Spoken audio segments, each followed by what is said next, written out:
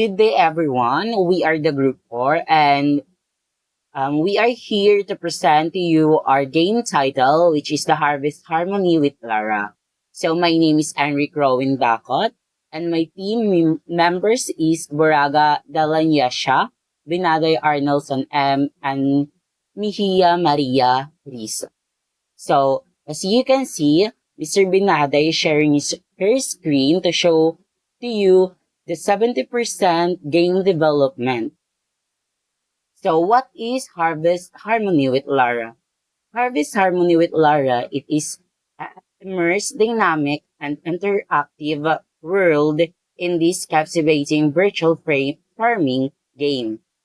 By planting a variety of crops systematically, each with its unique growth requirements and time frame. They may cultivate their land, players gain knowledge of the subtitles of the seasonal planting and crop rotation as they go, which enable them to optimize yields and keep a thriving farm. Now, Miss Buraga is explaining what is the different types of characters. All right. So, again, I'm one of the member, and my name is Dylan Mia Shaboraga. So, I'll be explaining about different types of characters. We do have Lara, Farmer Colas, various villagers, and also for just for clarification, we do have Lara for the main protagonist, a hardworking and resourceful farmer.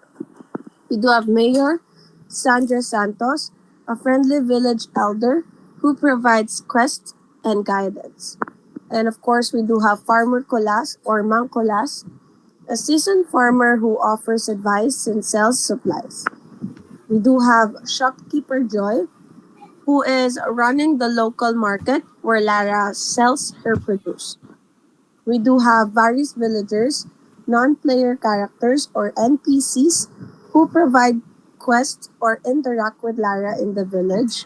So these NPCs might have unique stories or requests.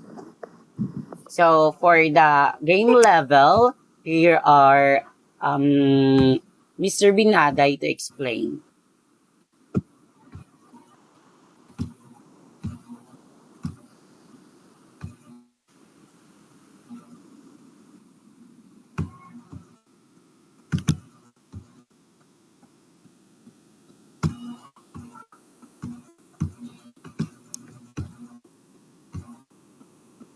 So for our 70% game development, we already developed and designed farmland, soil, character, NPC, backdrop, foreground, codes, and some interaction. And for our 30%, we already working the level 2 and 3, interactions between characters and more cleaning for designs. For level 1, the game is planting rice as start of farming simulation. The players can learn the fundamentals of farming by planting, growing, and harvesting.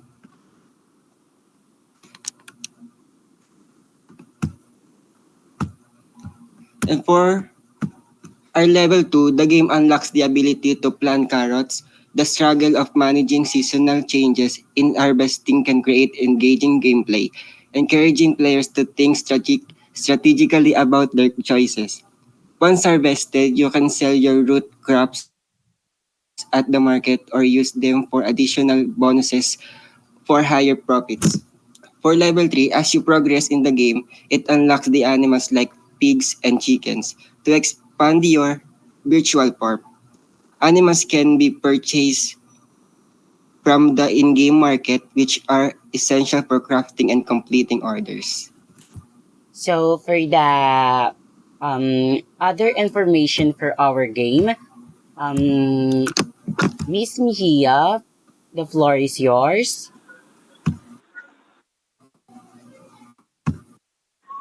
For summing up the games, the players must balance their time and resources between tending to their crops and animals, ensuring their farm operates smoothly and efficiently. the season changes and their impact on harvesting.